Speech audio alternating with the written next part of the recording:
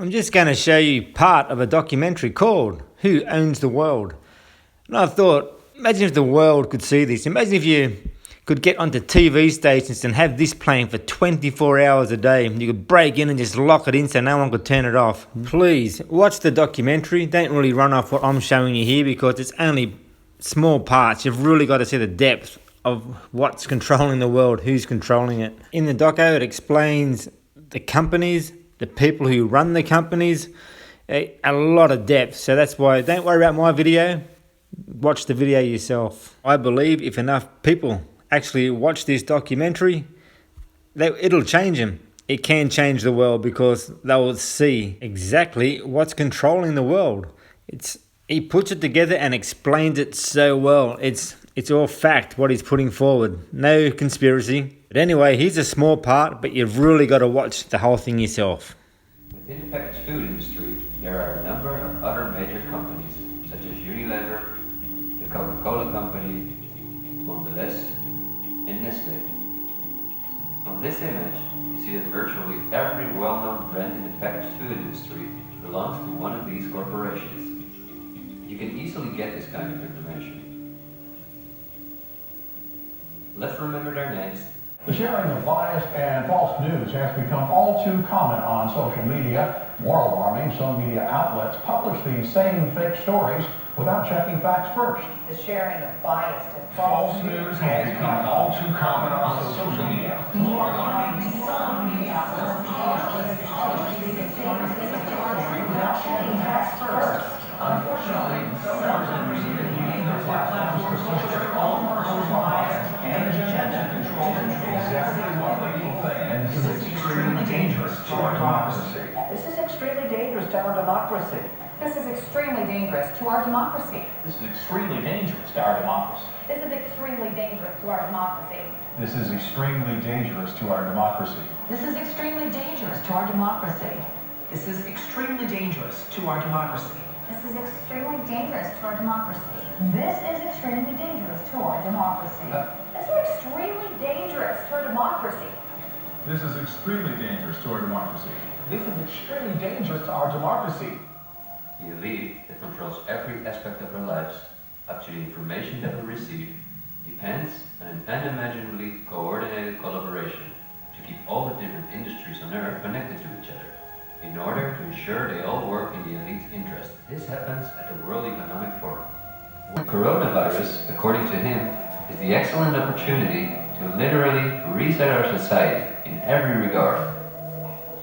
He calls this Build Back Better, and this slogan seems to be the motto of all globalist politicians in the world. And it's now a historical moment, a crucial moment, to rebuild the future, to reset our policies. And of course, we also want to work together on building back better. You know, I said we're going to build back, and we're going to build back better. It's certainly a major crisis, but it also offers us a unique opportunity. We must use this historical opportunity. Together we can turn a crisis into an opportunity. But this global pandemic has also created an opportunity to build back better. To build back better later. But also to build back better. To build back a better world. To build back better We can't just build back, we got to build back better. and achieve the Sustainable Development Goals. And climate action is an essential part of that. According to Schwab, our old society should be exchanged for a new one, in which countries give up their sovereignty to an all-encompassing world government, in which people own nothing but work for the state, in exchange for their housing, healthcare, and all their other basic needs. All of this is necessary, according to the WEF, because our modern consumer society, which the elite themselves imposed on us, can't keep going as it is. It's no longer sustainable.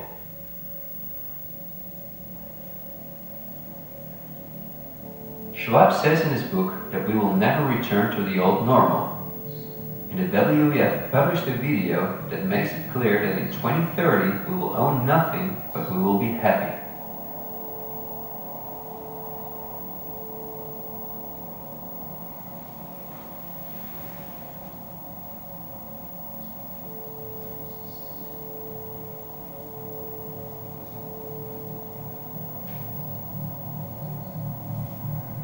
probably heard some talk about the New World Order. The media wants us to believe that this is a topic for conspiracy theorists, although it has been talked about for generations by presidents such as George Bush Sr., Nelson Mandela, and Bill Clinton. We have before us the opportunity to forge for ourselves and for future generations a new world order, a world where the rule of law, not the law of the jungle, governs the conduct of nations. When we are successful, and we will be, we have a real chance at this new world order, an order in which a credible United Nations can use its peacekeeping role to fulfill the promise and vision of the UN's founders.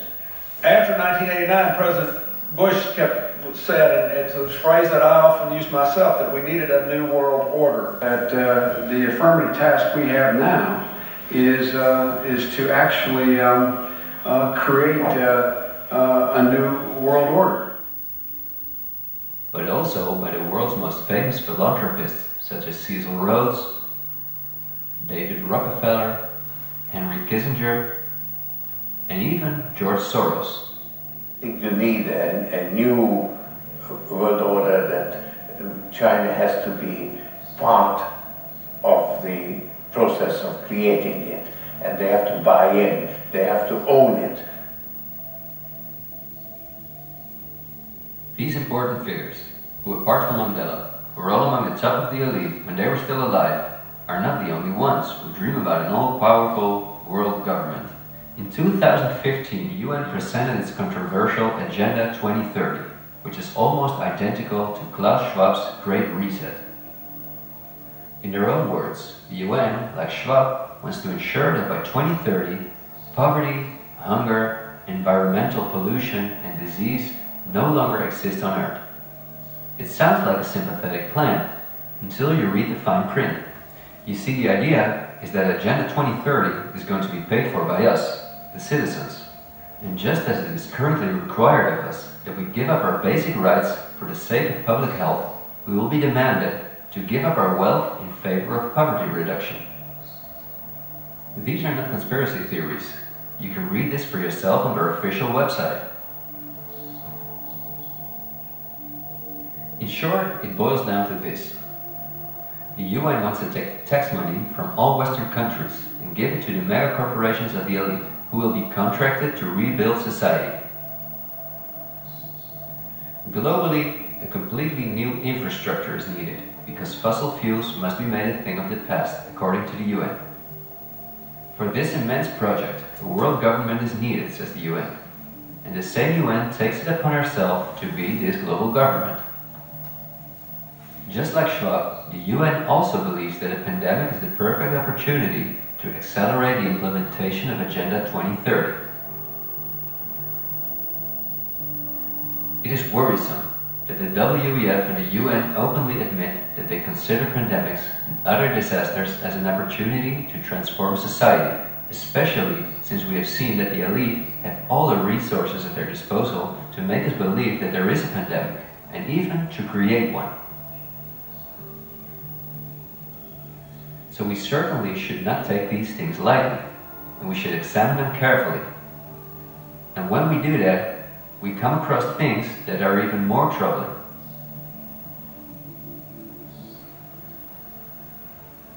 On Friday, October 18, 2019, months before the pandemic was declared, a meeting was held at the Pierre Hotel in New York City for a select group of about 130 very important guests, including politicians, and the world's most respected medics and pharmacists.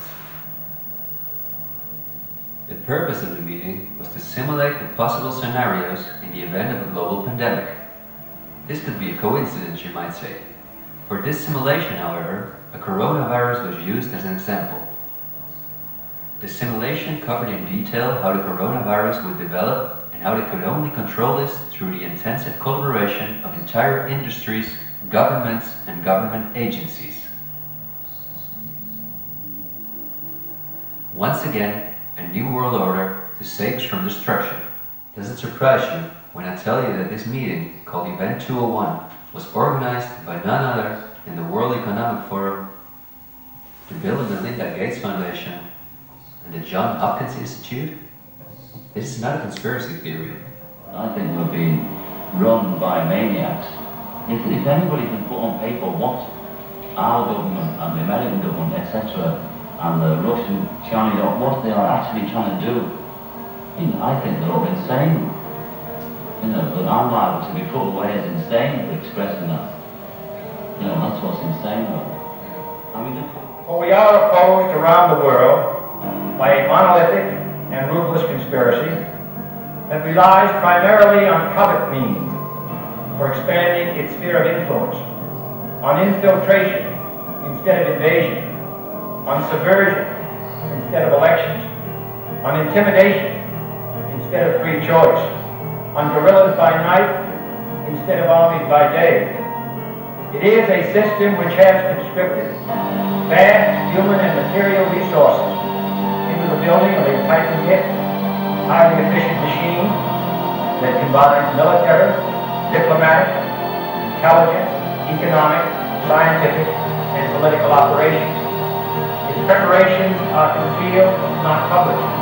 Its mistakes are buried, not headlined. Its dissent is silent, not praised. No expenditure is questioned, no rumor is printed, no secret is revealed.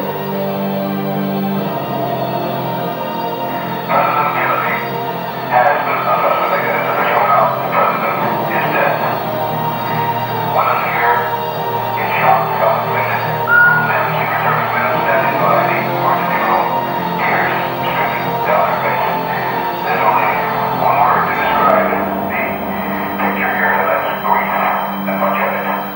It's official. As of just a few moments ago, the president of the United States is dead.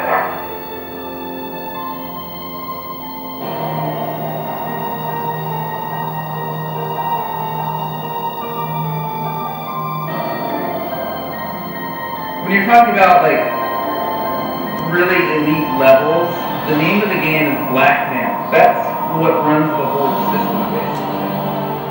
They want compromised people because they're easily controlled. I'm not suicidal. I'm not suicidal.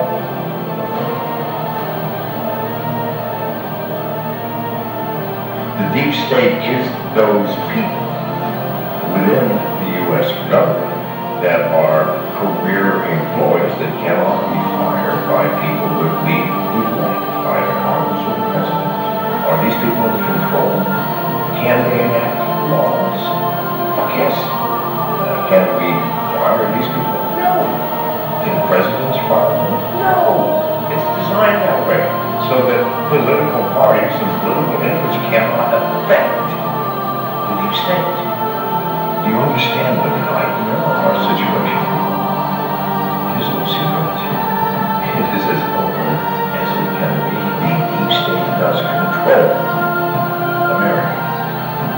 Wake up, people, please. God, this is the common fucking sense. Thank you.